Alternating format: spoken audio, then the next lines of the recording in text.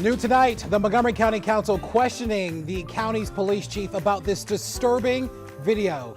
You see it there, showing an officer handcuffing a 5-year-old little boy. Investigators say that the boy left his East Silver Spring Elementary School.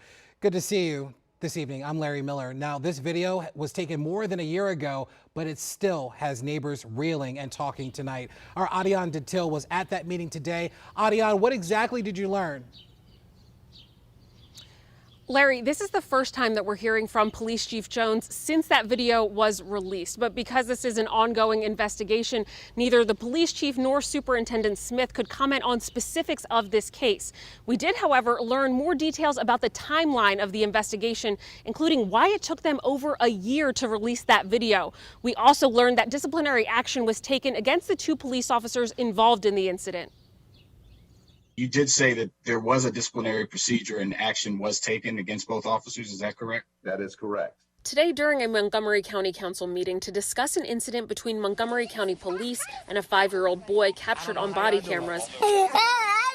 I don't care. You don't make that decision for yourself.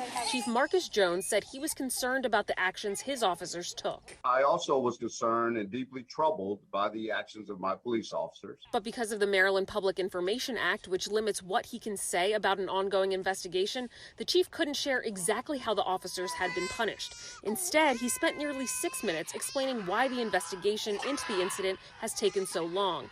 He cited the pandemic and lack of human resources as the key factors. When the investigator really began to compile these in interviews and interrogations, we were in the middle of a pandemic. We sent police officers home who were non-essential employees in late March and April of last year. Here's what we know about the timeline from Chief Jones. The incident happened in January of 2020. In late January, a complaint was filed. Internal Affairs took about 7 months to conduct an investigation, and some disciplinary action was taken. But it wasn't until December of 2020, nearly a year later, that the chief says he saw the video. These are for people that don't want to listen and don't know how to act. Video is great, but video is not all the evidence that's presented in any given investigation. It requires other interviews and interrogations and witness statements that help to bring the complete story for me so I can look at all of the facts. Superintendent Jack Smith was asked whether or not it's against MCPS policy for police officers to discipline students. His response? It's currently in the MOU that police officers are not involved in discipline. That's a fact. I just want to reiterate that according to Maryland state law, the police cannot let us know how those officers were punished. But Larry, Police Chief Jones says that the punishment was fair.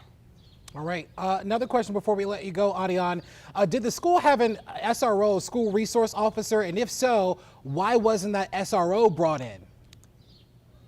It's a good question, and it's one that came up during that meeting today. MCPS says that this school does have an SRO, but MCPS did not explain why the police were called instead of that SRO. What they did say was that in elementary schools, unlike high schools where County Executive Mark Elrich has promised to get rid of SROs by the fall, SROs just aren't needed quite as much here in elementary schools, Larry. Interesting. You know, in all of this, there's a little boy that's been traumatized, and I hope he gets the resources that he needs because this could cause irreparable harm for him for the rest of his life.